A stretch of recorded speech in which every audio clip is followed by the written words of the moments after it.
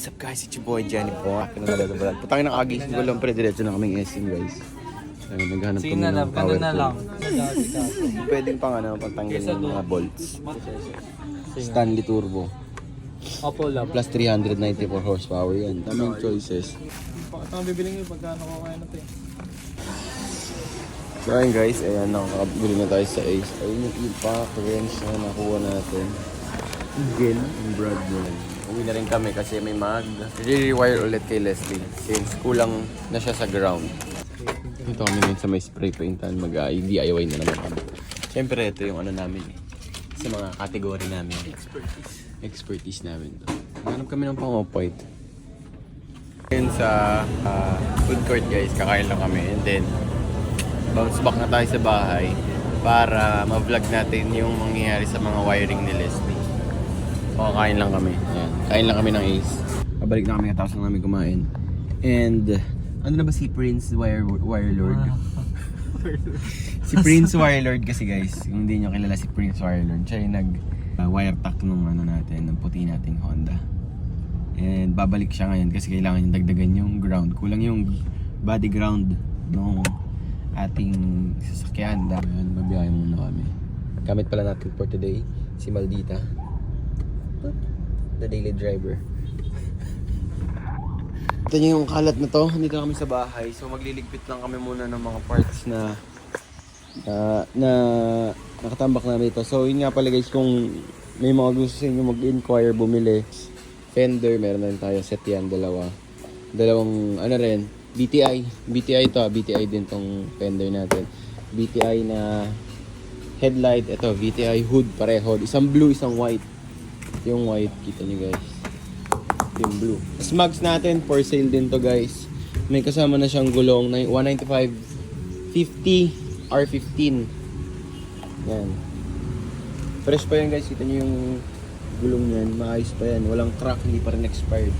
2022 ata to 21. Meron din tayong muffler yan. Mga rod fan.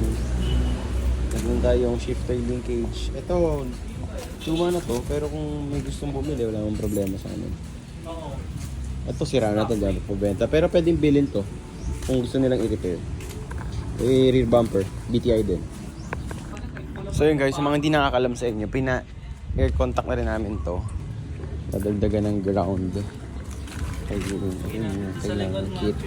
Habang naglilinis kami dito ngayon, itong garahe tsaka yung kabilang side na yun. Kasi may kalat na. Ito yung lumang coilovers natin. Oh. Ito na ang ambag lang. Pa natin yung parts ng kotse dito. Ayun yung mga wire pa. Ano, may oven tayo para sa mga 1996 model kung kailangan nyo ng oven. Ayan. BTI. So yung guys, nagka-problema kami kasi hindi namin matanggal yung alternator. Kasi bumilog yung bolt niya. Ayan, kita nyo guys. At the meantime, kabit muna namin itong sa alternator. Yung bagong alternator. Bagong hydrovac tsaka brake master. Ito yun guys, kita nyo yung bagong hydrovac. Ito may problema sa amin na isa pa ngayon. Sumisingaw. Testing yung ipamp to ko isi, paparinig natin. May sumisipol.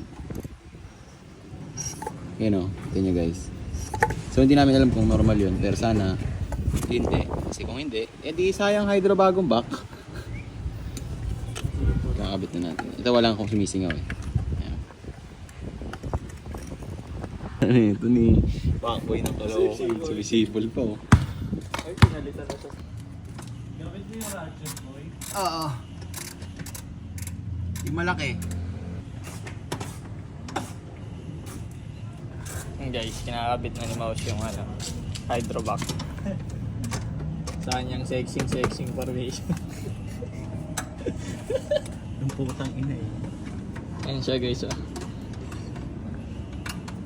So yun guys, ayun napalitan natin yung hydrovac. Yun yung bago. Nabitan natin sa loob. Sugatan pa ako. Nice, pero okay lang yun guys. So, mas masikip na to. Try natin tapakan. Okay na. Nangasingaw.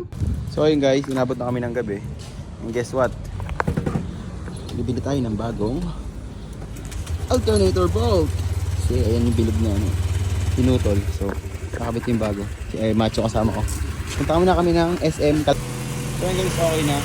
Ang charge ng battery natin ngayon is 13.65. So napakaganda na naging charge. So naka air contact na rin pala tayo. Di ko na nag-vlog guys, sorry. Kasi nasa Batangas on time na yun. Pina-air contact sa si Maui ang kasama. Okay na pare. Ito yung lumang battery. So makikita nyo guys, about sure kasi ang ganda na ng pwesto ng battery mo ngayon. So ang pwesto ng battery mo ngayon is wala dito, wala dyan. Nandito na ating battery. Hindi law. Yeah. So yun guys, unfortunately sabi ko nga guys, tapos na ito ni Leslie. Hindi ko na vlog yung guys yung pumunta si Maui ng Novaliches para ipa-air contact kasi nga guys, nasa Batangas din ako so hindi yung nakapag-vlog nung time na yun. And siya yung nag-asikaso nung time na yun. And the good thing na yun, diba sabi ko nga yung battery last time is nandito sa loob ng driver seat. Dito na sila nilagay para mas safe. Kasi last vlog natin, tinok about ko na nag-penderol tayo. And yun, gladly wala na siyang naging sabit. Okay na siya, sobrang totally okay na siya. Ayan, kabilaan. Wala na siyang naging sabit. And, yun, maganda na rin yung performance ng ating gulong. Brakes natin, okay na rin. Okay na rin talaga siya. All in all, okay na to. Next vlog natin, possible is, si Leslie pa rin, itong puti pa din. Which is, papaayos naman namin ngayon yung compressor niya. So, nagkaroon ng problema sa AC and then yung air duct niya is, hindi tumatama ng ayos yung hangin, hindi lumalabas sa mga vents. So, kalat yung hangin sa loob. So, kailangan maayos yung air duct niya. And yun. See you on our next vlog, guys. Hiwa pa nga.